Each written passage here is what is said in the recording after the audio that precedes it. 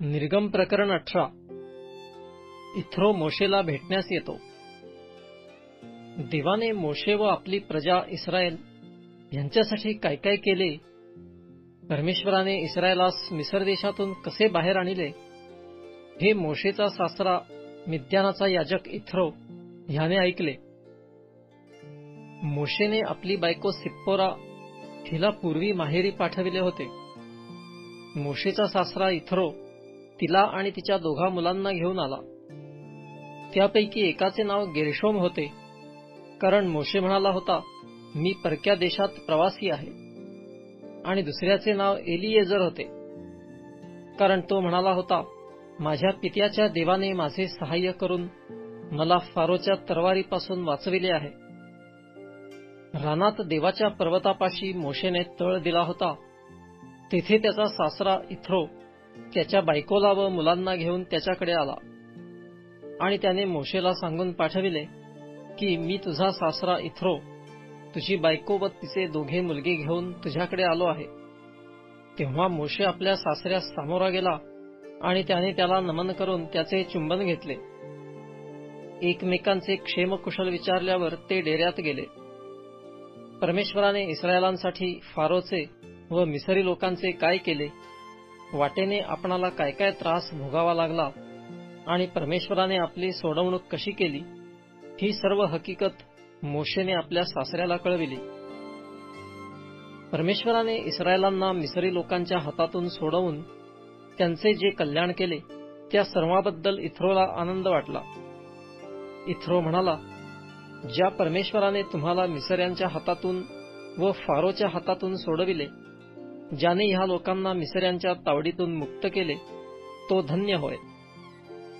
आता मला कळून आले की सर्व देवांहून परमेश्वर श्रेष्ठ आहे. ज्या बाबतीत मिसऱ्यांनी इस्रायलाशी ताठ्याने वर्तन केले, त्या बाबतीतही तो श्रेष्ठ ठरला.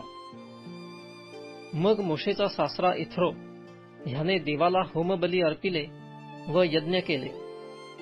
आणि अहरोन इस्रायलाच्या सर्व वडिलांसह मोशेचा सासरा इथ्रो ह्याच्याबरोबर देवासमोर भोजन करावयाला आला. न्याय इन्साफ करण्यास नायकांची नेमणूक. अनुवाद प्रकरण 1 पदे 9 ते 18. दुसऱ्या दिवशी मोशे लोकांचा न्यायनिवाडा करावयाला बसला आणि सकाळपासून संध्याकाळपर्यंत लोक मोशेभोवती उभे होते. मोशे लोकांसाठी काय काय करीत आहे हे त्याच्या सासऱ्याने पाहिले. तेव्हा तो म्हणाला, तू लोकांसाठी हे काय करीत आहेस? तू एकटाच बसतोस आणि सकाळपासून संध्याकाळपर्यंत सर्व लोक तुझ्या भोवती उभे राहतात ते का? मोशे आपल्या सासऱ्याला म्हणाला, लोक देवाला विचारावयाला माझ्याकडे येतात.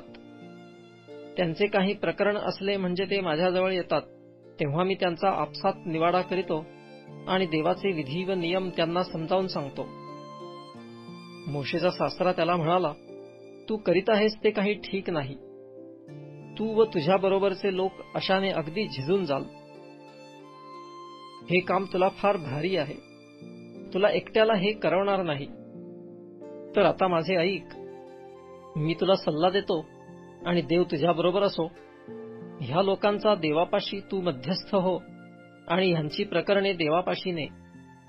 विधी व नियम त्यांना शिकीव आणि त्यांनी कोणत्या मार्गाने चालावे व कोणते काम करावे हे त्यांना दाखवीत जा. तसेच तू ह्या सर्व लोकातून कर्तबगार, देवाचे भय धरणारे, विश्वासू, लाचलुचपतीचा द्वेष करणारे असे पुरुष निवडून घे आणि लोकांवर अधिकार चालवण्यासाठी त्यांना 1000, 100, 50, 10 जणांवर नायक म्हणून नेमून ठेव. त्यांनी प्रत्येक वेळी लोकांचा न्यायनिवाडा करावा. त्यांनी सर्व मोठी प्रकरणे तुझ्याकडे आणावी आणि लहान सहान प्रकरणांचा त्यांनीच निकाल करावा. अशाने तुझे काम हलके होईल व ते तुझ्या भाराचे वाटेकरी होतील. तू असे करीशील व देव तुला तसा हुकूम करील तर तुझा टिकाव लागेल आणि हे सर्व लोक आपल्या ठिकाणी सुखाने जातील. मोशेने आपल्या सासऱ्याचे ऐकून त्याच्या सांगण्याप्रमाणे सर्व काही केले. त्याने इस्रायलातून कर्तबगार पुरुष निवडून त्यांना लोकांवर प्रमुख नेमिले, म्हणजेच त्यांना 1000, 100, 50, 10 जणांवर नायक नेमून ठेविले. ते प्रत्येक वेळी लोकांचा न्यायनिवाडा करीत, कठीण प्रकरणे मोशेकडे आणीत, पण लहान सहान प्रकरणांचा निकाल ते स्वतः करीत. मग मोशेने आपल्या सासऱ्याला निरोप दिला आणि तो आपल्या देशी निघून गेला.